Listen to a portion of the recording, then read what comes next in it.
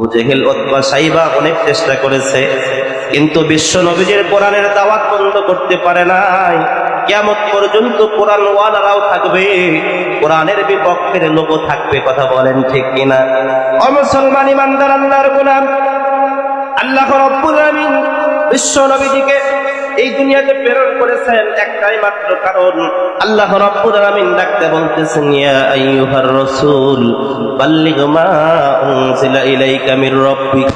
ও পয়গম্বর, আমি আল্লাহ রাব্বুল আলামিন আপনাকে প্রেরণ করেছি, অযথা প্রেরণ করি নাই, বরং আপনাকে আমি একটা দাওয়াত দিয়ে, আমি একটা মিশন নিয়ে দুনিয়াতে প্রেরণ করেছি।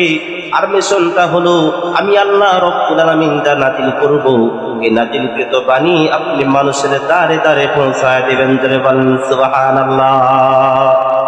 মুসলমান ভাইরা রে আমার, আল্লাহ রাব্বুল আলামিন কোরআন নাজিল করেছেন, সংরক্ষণের দায়িত্ব আল্লাহ তাআলা নিয়েছেন।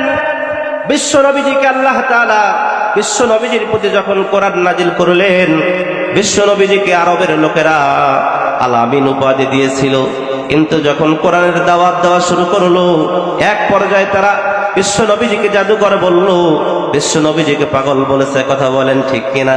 কিন্তু আল্লাহ রাব্বুল আলামিন কসম খেয়ে বলেন, পয়গম্বর আমি আল্লাহ কলমের কসম খেয়ে বললাম, নুন ওয়াল কলামি ওয়া মা ইয়াসতুরুন মা আনতা বিনি'মাতি রাব্বিকা বিমাজনুন। আল্লাহু আকবার বলেন। আল্লাহ রাব্বুল আলামিন জানায়া দিলেন, পয়গম্বর আপনাকে যতই তারা পাগল বলুক, আমি আল্লাহ কসম কে বললাম, আমি আল্লাহ রাব্বুল আলামিন আপনাকে পাগল করে প্রেরণ করি নাই, বরং আমি আল্লাহ আপনাকে প্রেরণ করেছি। ওয়ামা আরসালনাকা ইল্লা রাহমাতাল লিল আলামিন। আল্লাহু আকবার বলেন। ও মুসলমান ইমানদার আল্লাহর গোলাম, বিশ্ব নবীজি যখন এই কোরআনের দাওয়াত দেওয়া শুরু করলেন, আবু জেহেল উতবা সাইবা অনেক ষড়যন্ত্র করেছে, বিশ্ব নবীজি সাল্লাল্লাহু আলাইহি ওয়াসাল্লামকে নির্যাতন করেছে, যুবকদেরকেও বাধা দিয়েছে। আজকে বাংলার জমিনে যুবকেরা যদি কোরআনকে মেনে নাই, যুবকেরা যদি ইসলামকে মেনে নাই, আর যুবকেরা যদি কোরআনকে মেনে নিয়ে আল্লাহু আকবারের ধ্বনি দিয়ে রাস্তায় নামে, ও মুসলমান ইমানদার আল্লাহর গোলাম, এই বাংলার জমিনে ইসলামী হুকুমত কায়েম হইতে সময় লাগবে না। কথা বলেন ঠিক কিনা? মুসলমান ভাইরা রে আমার, আবু জেহেল চিন্তা করলো, মুহাম্মাদের দলে যদি যুবকেরা যায়, আমি আবু জেহেল, আমার নেতাগিরি থাকবে না। এক পর্যায়ে আবু জেহেল চলে গেল, যুবকদের লিডার ছিল তুফাইল বিন আমর। তুফাইল বিন আমরের বাড়িতে গভীর রাত্রিতে চলে যায়। গভীর রাত্রিতে তুফাইল বিন আমরের বাড়িতে চলে গেলেন। যাওয়ার পর দরজায় এরকম লক করলেন। তুফাইল বিন আমর দরজা খুলে দেখে আরবের বড় বড় নেতারা দরজার সামনে হাজির। ডাকতে বলতেছে, নেতাজি আপনি কি জন্য এত রাত্রিতে আপনারা সবাই আসছেন? আবু জেহেল ডাকতে বলতেছে, রে তুফাইল, এমনি এমনি আসি নাই, তোমাকে তোমার ভালোর জন্য আসছি। তুমি তো জানো মুহাম্মদ নতুন একটা ধর্মের দাওয়াত দেওয়া শুরু করেছে, তোমাকে আমরা সাবধান করার জন্য আসছি। তুমি যেন মুহাম্মাদের সঙ্গে না যাও, মুহাম্মাদের কাছে যেন না যাও, মুহাম্মাদের সঙ্গে যেন কথা না বলো, কারণ সে হলো একজন জাদুকর। তুমি যদি তার কাছে যাও, তাহলে জাদুর পার্শ্ব প্রতিক্রিয়ায় তোমাকেও সে জাদুর মতো ফেলে দিবে, জাদুর প্রতিক্রিয়া তোমার উপরও পড়ে যাবে, যার জন্য তোমাকে আমরা বাঁচানোর জন্য আসছি। আবু জেহেল ডাকটা বলতেছে, রে তুফাইল, মুহাম্মাদের কাছে তুমি যাবা না। তুফাইল ডাকটা বলতেছে, নেতাজি আমি তো যাব না, কিন্তু মুহাম্মদ যদি জোরে জোরে তেলাওয়াত করে তাহলে তো আমার শুনতেই হবে। আবু জেহেল ডাকতে বলতেছে, তোমার কানে যেন আওয়াজ না আসে, তার জন্য আমি পকেটে করে তুলা নিয়ে আসছি। কি নিয়ে আসছি?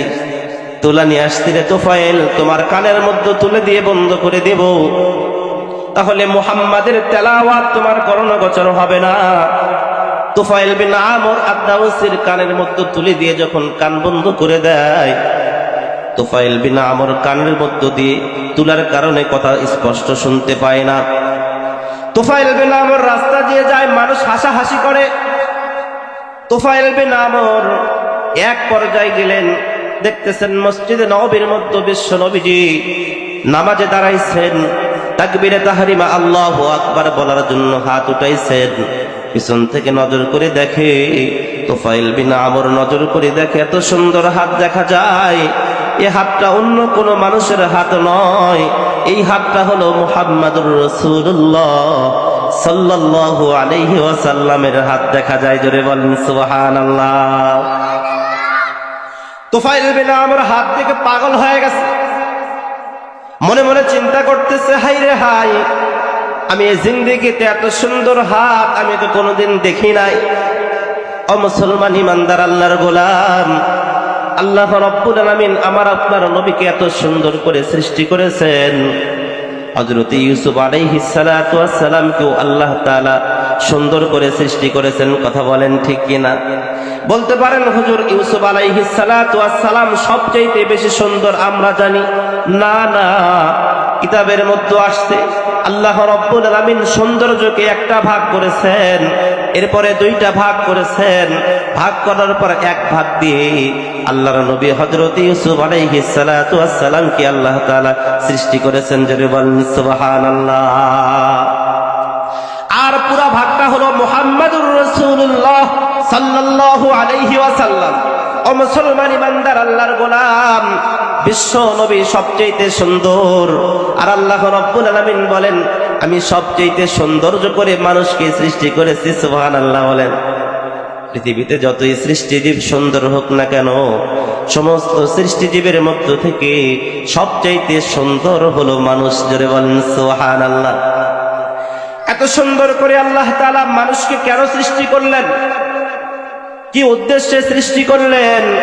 আল্লাহ তাআলা সূরাতুত তিনের মধ্যে বলেন, ওয়াত-তিন ওয়াজ-যাইতুন ওয়া তুরি সিনিন ওয়া হাদাল বালাদিল আমিন লাকাদ খালাকনাল ইনসানা ফি আহসানি তাকওয়িম।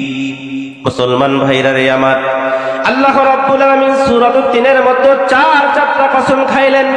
কয়টা কসম খাইলেন? চারটা কসম খেয়ে বলেন, লাকাদ খালাকনাল ইনসানা ফি আহসানি তাকওয়িম। আমি আল্লাহ তাআলা পৃথিবীতে যত সৃষ্টিজীব সৃষ্টি করেছি তার মধ্য থেকে সবচাইতে সৌন্দর্য করে আমি আল্লাহ তাআলা মানুষকেই সৃষ্টি করেছি। জোরে বলেন সুবহানাল্লাহ। মুসলমান ভাইরা রে আমার, বিশ্ব নবীজি নামাজে দাঁড়াইছেন। তুফাইল বিন আমর চিন্তা করলো, মুহাম্মাদুর রাসূলুল্লাহর হাত যদি এত সুন্দর হয়, না জানি মুহাম্মাদুর রাসূলুল্লাহর চেহারা কত সুন্দর। আল্লাহু আকবার বলেন। তুফাইল বিন আমর হাঁটি হাঁটি পা পা করে বিশ্ব নবীজির সামনে হাজির হয়ে গেলেন।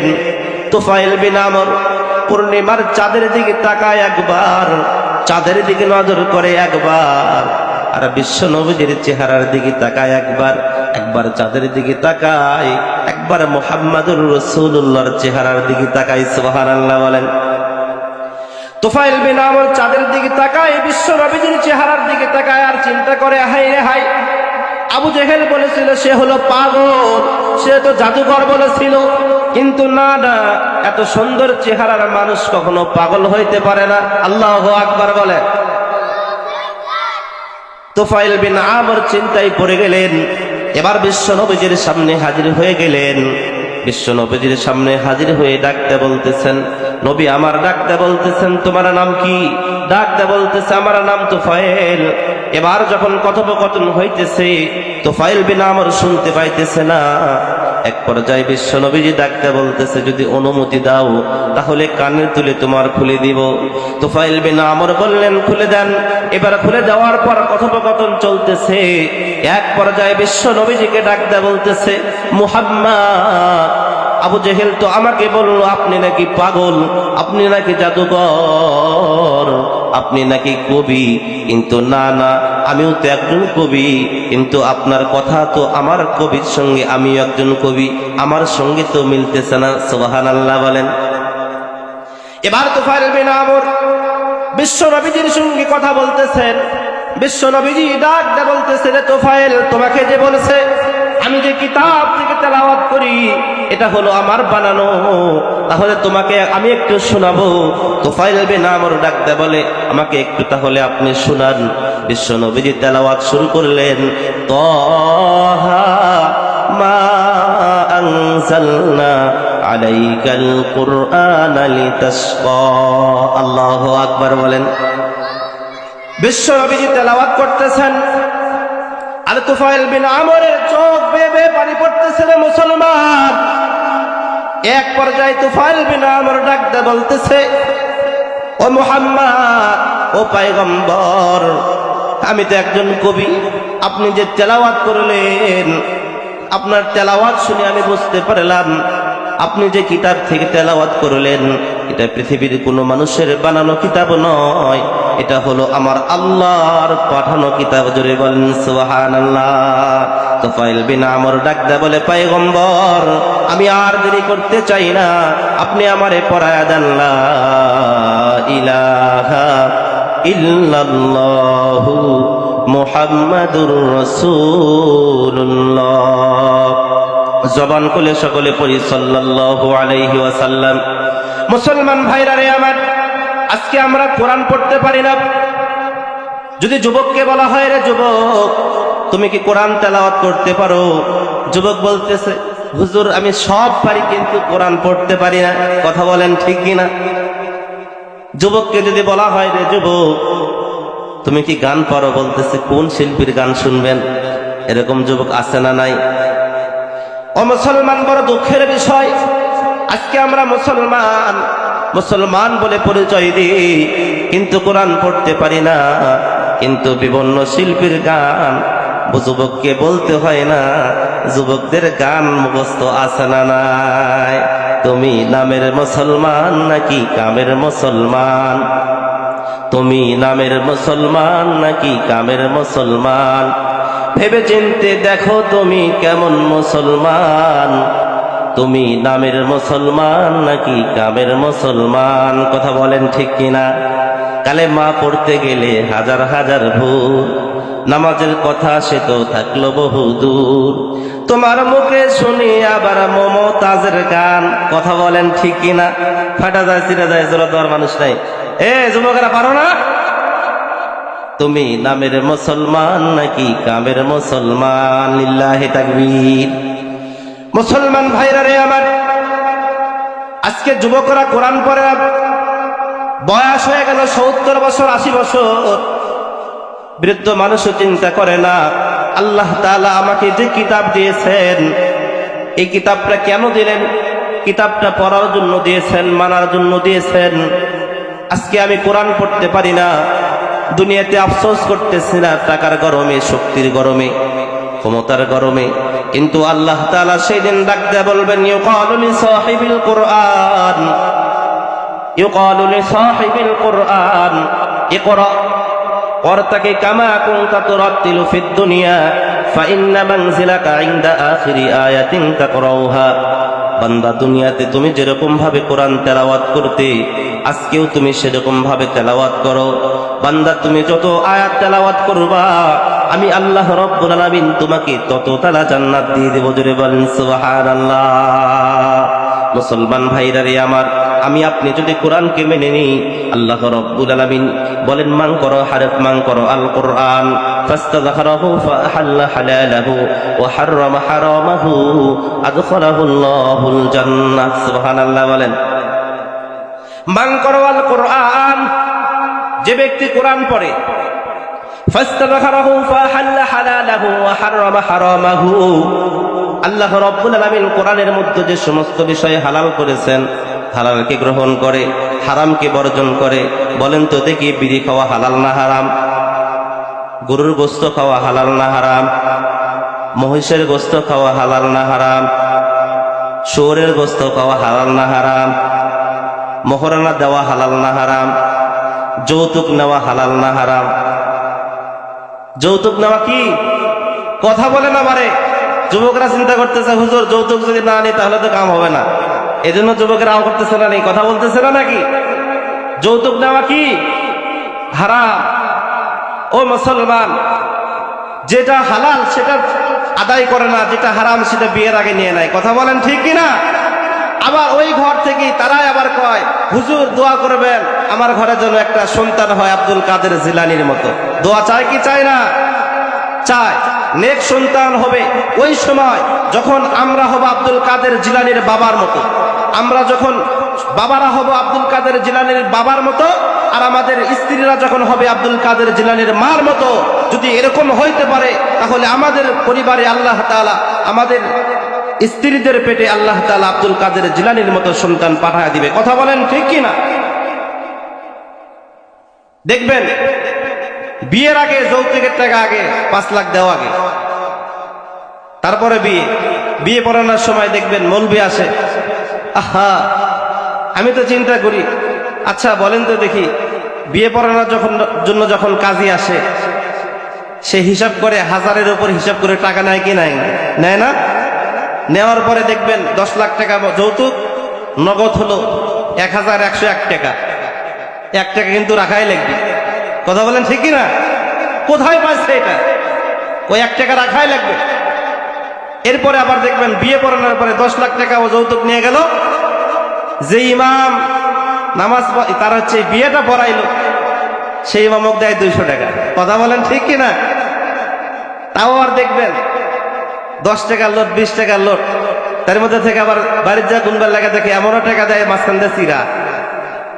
আমি তো বলি, যদি 10 লাখ টাকা নিয়ে মহরানা করে, 10 লাখ টাকা যদি যৌতুক নিয়ে যদি বিয়ে করে, তাহলে কাজী যেরকম পার্সেন্টেজ নিয়ে বিয়ের কাজ করে রেজিস্ট্রি করে, ওই মৌলবীর ওরকম পার্সেন্টেজ নিয়ে বিয়ে পড়ানোর দরকার। কথা বলেন ঠিক কিনা?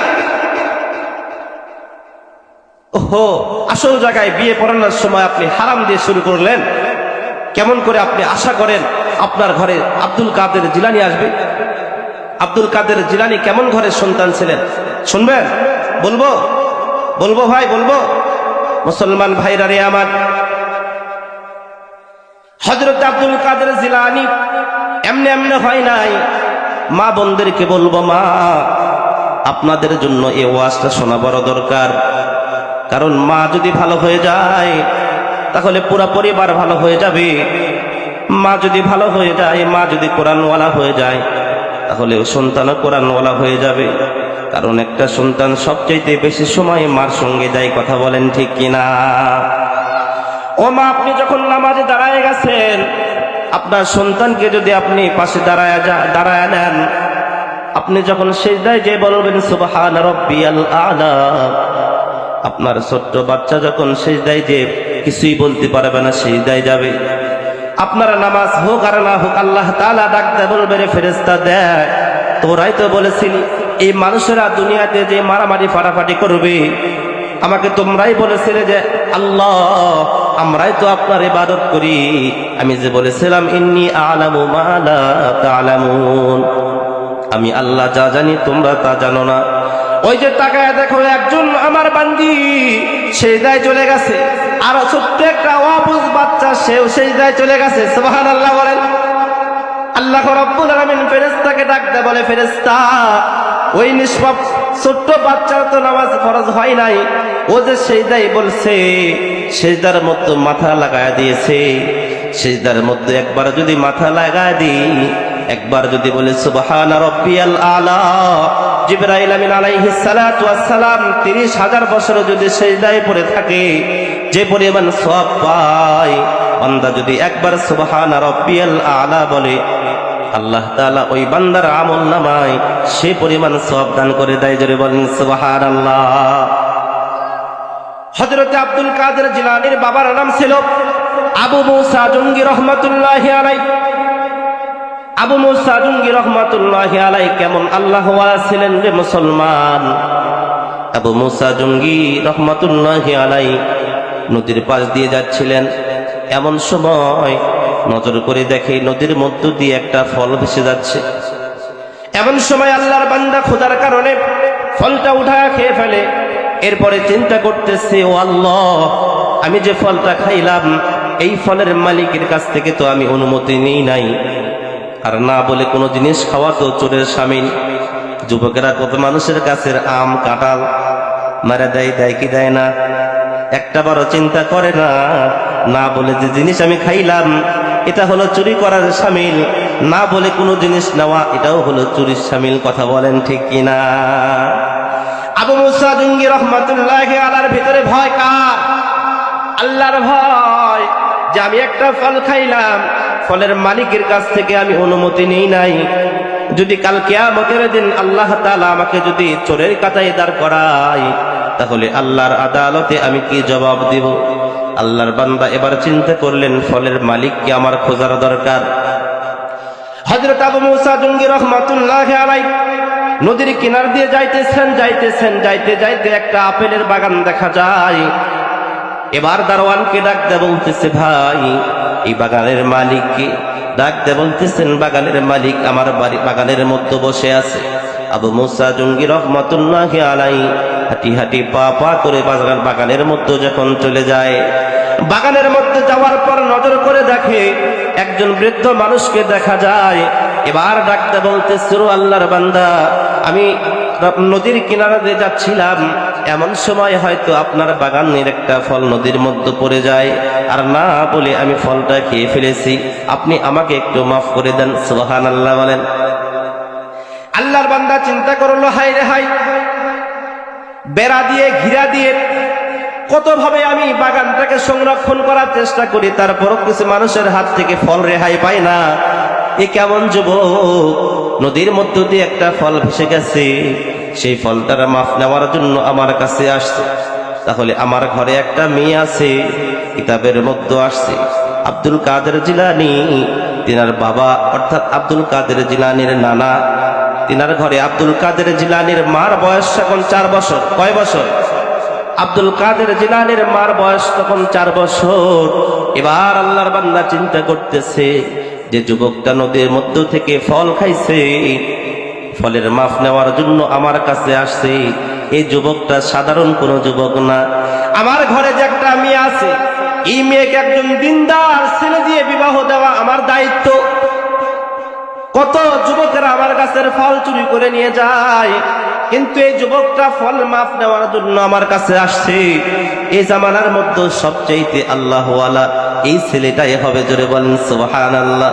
এবার ডাক দিয়ে বলতেছে, বাবাজি আপনারে আমি মাফ করতে পারি, তবে শর্ত হলো 12টা বছর আমার বাগানে কাজ করতে হবে। কয় বছর?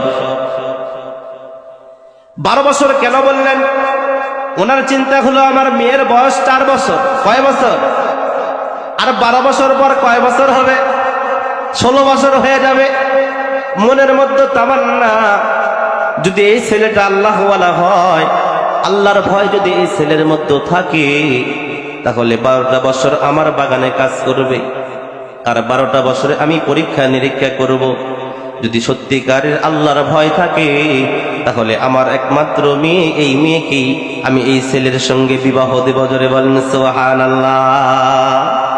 ও মুসলমান ইমানদার, আমাদের মেয়েদেরকে বিবাহ দেওয়ার সময় আমরা দিনদারি দেখি না, শুধু দেখি ছেলের জমা জমি আছে না নাই, গাড়ি বাড়ি আছে না নাই, ব্যাংক ব্যালেন্স আছে না নাই। ও মুসলমান ইমানদার, টাকা দেখে আপনি যখন বিবাহ দেন, বিবাহ দেওয়ার 2 মাস পর কেসাল গন্ডগোল শুরু হয়ে যায়। কথা বলেন ঠিক কিনা?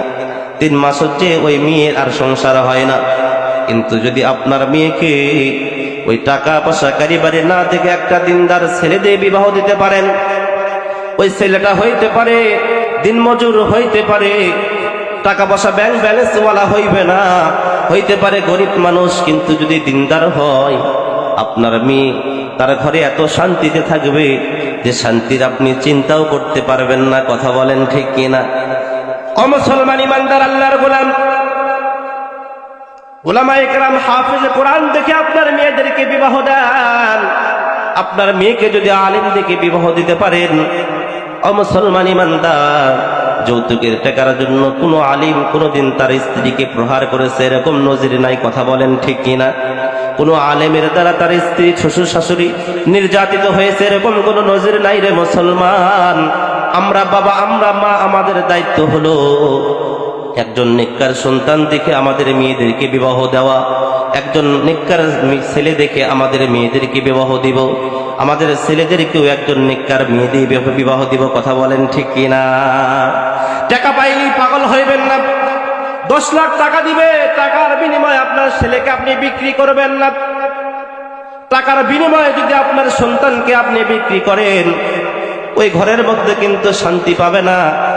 ওই সন্তান যখন বাহিরে কাজকর্ম করে যখন বাড়ির মধ্যে আসবে, আসার পর যখন ডাক দেয় বলবে, রহিমার মা একটু ভাতটা গরম করে দাও। এমন সময় ওই স্ত্রী ডাক দেয় বলবে, যদি ভাতি গরম করে দিই তাহলে 10 লাখ টাকা দিছি কে? কথা বলেন ঠিক কিনা? কথা বলেন ঠিক কিনা? যদি আপনি অসুস্থ হয়ে যান, ওই বেটার বউকে যখন আদেশ করবেন, মা আমি অসুস্থ হয়ে পড়েছি, আমাকে একটু সেবা করো, কিন্তু আপনার কথা শুনবে না, আপনার কথাও মানবে না। আর যদি আপনার বেটার বউটা দিনদার হয়, আল্লাহওয়ালা হয়, দিনের বুঝ থাকে, কোরআনের বুঝ থাকে, তাহলে আপনার ওই সন্তানকে, বেটার বউকে আদেশ করা লাগবে না, নিজের মার মতো সেবা দিবে। কথা বলেন ঠিক কিনা? মুসলমান ভাইরা রে আমার, আবু মুসা আজমি রহমাতুল্লাহি আলাইহি 12টা বছর বাগানে কাজ করতে হবে। এবার আল্লাহর বান্দা ডাকতে বলতেছে, 12 বছর কেন? যদি সারা জিন্দেগি আমার কাজ করতে হয়, সারা জিন্দেগি আমি কাজ করতে রাজি আছি, কিন্তু আমি দুনিয়াতেই মাফ নিতে রাজি। জোরে বলেন সুবহানাল্লাহ। আমরা গুনাহ করব, মাফ করনেওয়ালাকে। কথা বলেন কে? আল্লাহ রাব্বুল আলামিন বলেন, ফাস্তাগফিরু লিযুনুবিহিম ওয়া মান ইয়াগফিরুয যুনুবা ইল্লাল্লাহ। আল্লাহ রাব্বুল আলামিন বলেন, বান্দা তুমি গুনাহ করে ফেলেছো, খালেস দিলে তওবা করো, ইস্তেগফার করো, আমি আল্লাহ রাব্বুল আলামিন আছি তোমাকে মাফ করার জন্য। সুবহানাল্লাহ বলেন। আর যদি খালেস দিলে ইস্তেগফার করতে পারি, আল্লাহ রাব্বুল আলামিন বলেন, ফাউলাইকা ইউবাদদিলুল্লাহ ইল্লা মান তাবা ওয়া আমানা ওয়া আমিলা আমালান সালিহা ফাউলাইকা ইউবাদদিলুল্লাহু সাইয়্যাতিহিম হাসানা। আল্লাহ রাব্বুল আলামিন বলেন, বান্দা তুমি যদি খালেস দিলে তওবা করতে পারো, আমি আল্লাহ রাব্বুল আলামিন তোমার জিন্দেগীর গুনাহ খাতা শুধু মাফ করে দিয়ে ক্ষান্ত হব না, বরং তোমার জিন্দেগীর সকল গুনাহ আমি আল্লাহ তাআলা নেকির দ্বারা বদলায়া দিব। জোরে বলেন সুবহানাল্লাহ। মুসলমান ভাইরা রে আমার, আবু মুসা জুঙ্গি রহমাতুল্লাহি আলাইহি অনেক লম্বা চড়া কথা। 12 বছর যখন পার হয়ে গেল, এবার ডাকতে বলতেছে, বাবাজি 12টা বছর তো হয়ে গেছে, আপনি আমারে মাফ করে দেন।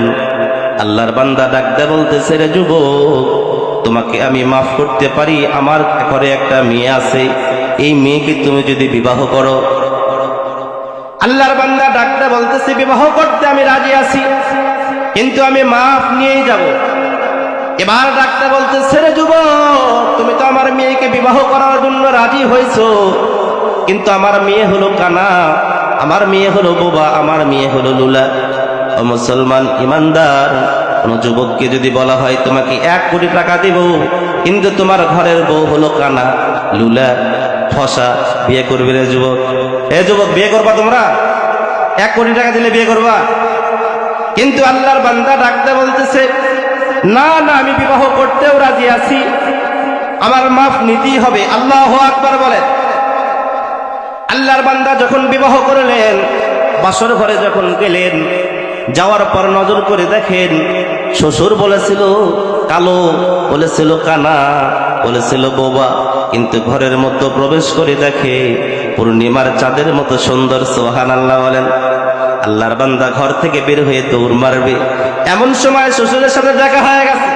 ডাকতে বলতেছে, আপনি না বললেন আপনার মেয়ে কালো, আপনার মেয়ে চোখে দেখতে পায় না, অন্ধ, আপনার মেয়ে কথা বলতে পারে না, বোবা। এমন সময় ডাকতে বলতেছে, রে যুবক, আমি বলেছি আমার মেয়ে কালো, এর কথা হলো আমার মেয়ে কোনোদিন আমার ঘর থেকে বের হয় নাই। জোরে বলেন সুবহানাল্লাহ। আমি যে তোমাকে বলছি আমার মেয়ে কানা, এর কারণ হলো আমার মেয়ের চোখের দ্বারা কোনোদিন কোনো বেগানা পুরুষকে দেখে নাই। আল্লাহু আকবার বলেন। ও মুসলমান ইমানদার আল্লাহর গোলাম, আমরা যদি আব্দুল কাদের জিলানীর বাবা হইতে চাই, তাহলে আমাদেরও হইতে হবে আব্দুল কাদের জিলানীর বাবার মতো। কথা বলেন ঠিক কিনা? ও মা, আপনি যদি আপনার সন্তানকে আব্দুল কাদের জিলানী বানাইতে চান, তাহলে আপনাদের হইতে হবে আব্দুল কাদের জিলানীর মার মতো কথা। বলেন ঠিক কিনা? আব্দুল কাদের জিলানীর অনেক লম্বা চড়া কথা।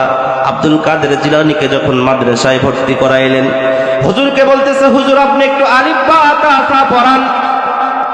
আব্দুল কাদের জিলানীকে যখন পড়ান শুরু করেছে, আব্দুল কাদের জিলানী আলিফ বা তা তা পড়ে না, বলে আলিফ লাম মিম যালিকাল কিতাবু লা রাইবা ফীহি হুদাল লিল মুত্তাকিন।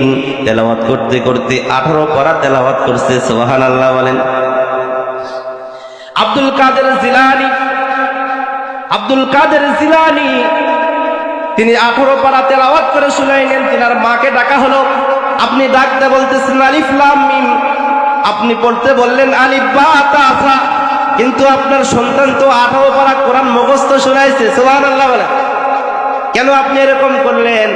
আব্দুল কাদের জিলানীর মা ডাকতে বলে, হুজুর না না, তবে আমার একটা বৈশিষ্ট্য, আমার একটা স্বভাব ছিল, অভ্যাস ছিল, আমি কোনোদিন আমার সন্তানকে ওযু ছাড়া দুধ খাওয়াই নাই। সুবহানাল্লাহ বলেন। এবং আমি আমার সন্তানকে যখন আমার স্তনে লাগায় দিতাম, আমি আল্লাহ রাব্বুল আলামিনের কোরআনুল হাকিম তেলাওয়াত করতাম। জোরে বলেন সুবহানাল্লাহ। মুসলমান ইমানদার, তাহলে আমরা যদি আমাদের সন্তানদেরকে আল্লাহওয়ালা বানাইতে চাই, আমাদের আল্লাহওয়ালা হওয়া দরকার আছে না নাই? আছে না নাই? এজন্য আসুন, আমরা যদি আল্লাহওয়ালা হইতে চাই তাহলে কোরআনের শিক্ষার দরকার আছে না নাই? কোরআন পড়লে, কোরআন মানলে তবেই গান আল্লাহওয়ালা হওয়া যায়। কোরআন ছেড়ে দিয়ে, কোরআনকে বাইপাস করে কখনো আল্লাহওয়ালা হওয়া যায় না।